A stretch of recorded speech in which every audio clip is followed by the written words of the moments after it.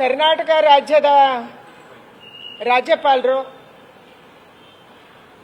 ಕಾನೂನಿನಂತೆ ಭ್ರಷ್ಟಾಚಾರ ನಿಯಂತ್ರಣ ಕಾನೂನಿನ ಅಡಿಯಲ್ಲಿ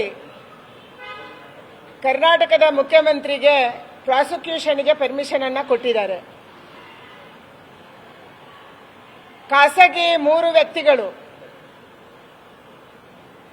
ಅಬ್ರಹಾಂ ಅವರು, ಪ್ರದೀಪ್ ಅವರು ಮತ್ತು ಸ್ನೇಹಮಯಿ ಕೃಷ್ಣ ಅವರು, ಈ 3 ಜನ ಕೊಟ್ಟಂತ ಖಾಸಗಿ ದೂರಿನ ಅನ್ವಯ ಕಾನೂನಿನ ಪರಿಶೀಲನೆಯನ್ನು ನಡೆಸಿ ಘನತೆವೆತ್ತ ರಾಜ್ಯಪಾಲರು ಇವತ್ತು ಏನು ಪ್ರಾಸಿಕ್ಯೂಷನ್ಗೆ ಪರ್ಮಿಷನ್ ಅನ್ನು ಕೊಟ್ಟಿದ್ದಾರೆ. ಮುಖ್ಯಮಂತ್ರಿಗಳು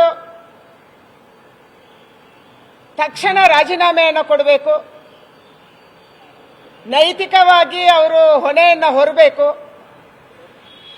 ಕರ್ನಾಟಕ ರಾಜ್ಯದ ಮುಖ್ಯಮಂತ್ರಿಗಳಾಗಿ 2013ರಲ್ಲಿ ಕೂಡ ಸುಮಾರು 20ಕ್ಕಿಂತಲೂ ಹೆಚ್ಚು ಕೇಸು ಲೋಕಾಯುಕ್ತದಲ್ಲಿ ಅವತ್ತಿದ್ವು. ತನ್ನನ್ನು ತಾನು ರಕ್ಷಣೆ ಮಾಡಿಕೊಳ್ಳಿಕ್ಕಾಗಿ ಸಿದ್ದರಾಮಯ್ಯನವರು ಅವತ್ತು ಲೋಕಾಯುಕ್ತವನ್ನೇ ರದ್ದು ಮಾಡಿ ಅವರ ಕೇಸುಗಳನ್ನು ಎಸಿಬಿಗೆ ವರ್ಗಾವಣೆ ಮಾಡಿ ಮುಚ್ಚಿ ಹಾಕಿದ್ರು. ರೀಡೋದ ಕೇಸು ಬಂತು, ಅದನ್ನು ಮುಚ್ಚಿ ಹಾಕಿದ್ರು. ಕೆಂಪಯ್ಯನವರ ನೇತೃತ್ವದಲ್ಲಿ ಸಮಿತಿಯನ್ನ ಮಾಡಿದ್ರು. ಆ ಸಮಿತಿಯ ವರದಿ ಎಲ್ಲೋ ಐತಂತ ಗೊತ್ತಾಗ್ಲಿಲ್ಲ. 5 ವರ್ಷ ಪೂರ್ಣ ಮಾಡಿದ್ರು. ಭ್ರಷ್ಟಾಚಾರದಲ್ಲಿ ರಾಜ್ಯ ಮುಳುಗಿತ್ತು. 1 ವರ್ಷದ ಹಿಂದೆ ಅಧಿಕಾರ ಹಿಡಿದಂತ ಸಿದ್ದರಾಮಯ್ಯನವರ ಮೇಲೆ ಗುರುತರವಾದಂತ 2 ಆರೋಪಗಳು ಇವತ್ತು ಬಂದಿದ್ದಾವೆ. ಒಂದು, ವಾಲ್ಮೀಕಿ ಅಭಿವೃದ್ಧಿ ನಿಗಮದಲ್ಲಿ 187 ಕೋಟಿ ರೂಪಾಯಿಯ ಭ್ರಷ್ಟಾಚಾರ. ವಿಧಾನಸಭೆಯಲ್ಲಿ ಅವರೇ ಒಪ್ಕೊಂಡಿದ್ದಾರೆ. ಇದರಲ್ಲಿ 187 ಕೋಟಿ ಅಲ್ಲ, ಕೇವಲ 89 ಕೋಟಿ ಅನ್ನುವಂಥದ್ದನ್ನ ಮುಖ್ಯಮಂತ್ರಿಗಳು ಸ್ವತಃ ಒಪ್ಕೊಂಡಿದ್ದಾರೆ.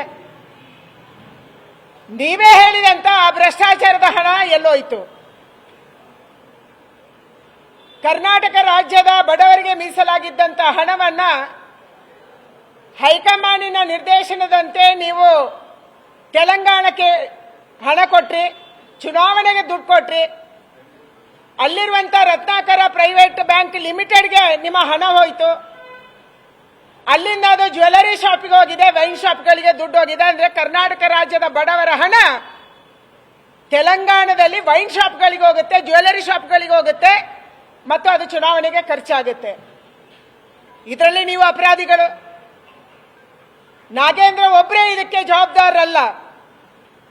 ತೆಲಂಗಾಣಕ್ಕೆ ಹಣ ಕೊಟ್ಟಿದ್ರೆ ಹೈಕಮಾಂಡ್ ನಿಮ್ಗೆ ಸೂಚನೆ ಕೊಟ್ಟಿರಬಹುದು, ತೆಲಂಗಾಣ ಚುನಾವಣೆಯನ್ನ ನೀವು ನೋಡ್ಕೋಬೇಕು ಅಂತ. ಅದಕ್ಕೆ ನೀವು ದುಡ್ಡು ಕೊಟ್ಟಿದ್ರಿ. ಇವತ್ತು ಮೂಡಾ ಕೇಸು 92ರ ನಂತರ ಯಾವತ್ತು ದಲಿತರ ಜಮೀನನ್ನ ನೀವು ಕಾನೂನು ಬಾಹಿರವಾಗಿ ತಗೊಂಡ್ರಿ, ನಿಮ್ಮ ಬಾವಮೈದ ತಗೊಂಡ್ರು, ಕಾನೂನು ಬಾಹಿರವಾಗಿ ನಿಮ್ಮ ಹೆಂಡತಿಗೆ ಬಂತು. ನಿಮ್ಮ ಹೆಂಡತಿ ಕಾನೂನು ಬಾಹಿರವಾಗಿ ವಿಜಯನಗರ 3ನೇ ಮತ್ತು 4ನೇ ಹಂತದಲ್ಲಿ ಸೈಟ್ ತಗೊಂಡ್ರು. ಈ ಎಲ್ಲ ಸಂದರ್ಭದಲ್ಲಿ ಕೂಡ ನೀವು ಸಂವಿಧಾನಾತ್ಮಕ ಜಾಗದಲ್ಲಿದ್ರಿ.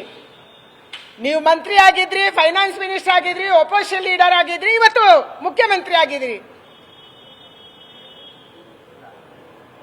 ಸಿದ್ದರಾಮಯ್ಯನವರು ಈ ಕೇಸನ್ನು ಕೂಡ ಕೆಂಪಯ್ಯನವರ ವರದಿಯಂತೆ ಮುಚ್ಚಿ ಹಾಕುವುದಕ್ಕಾಗಿ ದೇಸಾಯಿ ಕಮಿಟಿಯನ್ನ ಮಾಡಿದ್ದಾರೆ. ಇದರ ಉದ್ದೇಶ ಒಂದೇ, ಮೂಡಾ ಕೇಸನ್ನ ಮುಚ್ಚಿ ಹಾಕಬೇಕು. ಇವತ್ತು ಖಾಸಗಿ ವ್ಯಕ್ತಿಗಳು ಬಿಜೆಪಿಗೆ ಸಂಬಂಧಪಟ್ಟವರಲ್ಲ ಯಾರು. ಮೊದಲ ಕೇಸನ್ನ ಅಬ್ರಹಾಂ ಕೊಟ್ಟಿರುವಂತದ್ದು ಒಬ್ಬ ಸೋಷಿಯಲ್ ಆಕ್ಟಿವಿಸ್ಟ್. ಅವರು ಅವರ ಕೇಸಿನ ಆಧಾರದ ಮೇಲೆ ಪ್ರಿವೆನ್ಷನ್ ಆಫ್ ಕರಪ್ಷನ್ ಆಕ್ಟ್ 1988ರ ಅಡಿಯಲ್ಲಿ, ಸೆಕ್ಷನ್ 17ರ ಅಡಿಯಲ್ಲಿ ಪ್ರಾಸಿಕ್ಯೂಷನ್ಗೆ ಏನು ಪರ್ಮಿಷನ್ ಕೊಟ್ಟಿದ್ದಾರೆ. ನೀವು ತಕ್ಷಣ ರಾಜೀನಾಮೆಯನ್ನು ಕೊಟ್ಟು ಈ ಕೇಸನ್ನು ಎದುರಿಸಬೇಕು. ಕೇಸಿನ ತನಿಖೆ ಆಗಲಿ. ನೀವು ನಿರಪರಾಧಿ ಅಂತ ಕಂಡು ಬಂದ್ರೆ ಮುಂದೆ ನಿಮಗೆ ಸಹಜವಾಗಿ ನಿಮ್ಮ ಹತ್ರ 135 ಸೀಟ್ ಇದೆ, ಆವಾಗ ನಿಮ್ಮ ಪಕ್ಷ ನಿರ್ಧಾರ ಮಾಡಬಹುದು. ಆದರೆ ಇವತ್ತು ನಿಷ್ಪಕ್ಷಪಾತವಾದಂತ ತನಿಖೆ ಆಗಬೇಕು, ಸತ್ಯ ಹೊರ ಬರಬೇಕು ಅಂತಂದ್ರೆ ಕರ್ನಾಟಕ ರಾಜ್ಯದಲ್ಲಿ ಮುಖ್ಯಮಂತ್ರಿಗಳು ರಾಜೀನಾಮೆಯನ್ನು ಕೊಡಬೇಕನ್ನುವಂತ ಆಗ್ರಹವನ್ನು ನಾನು ಮಾಡ್ತಾ ಇದ್ದೀನಿ.